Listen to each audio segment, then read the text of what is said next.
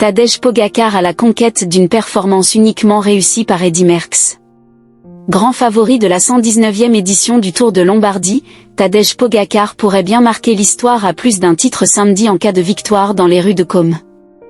Notamment en égalant une performance réussie uniquement par un certain Eddy Merckx.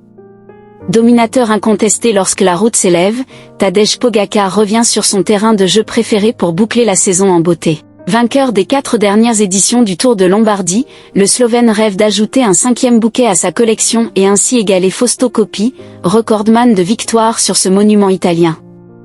Le caractère consécutif de ce quintuplé permettrait même à Poggi de faire mieux que le Campionissimo sur la classique des feuilles mortes.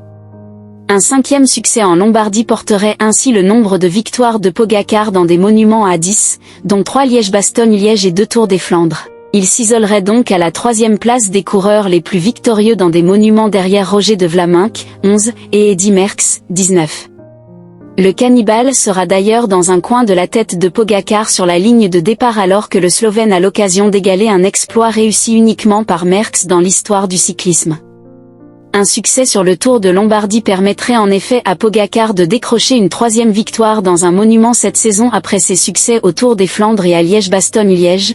Note de la rédaction, il a terminé 3e à San Remo et 2e à Roubaix. 3 monuments sur une saison, ce n'est pas donné à tout le monde et Eddy Merckx est en effet le seul à avoir réussi pareille performance. 4 fois dans sa carrière.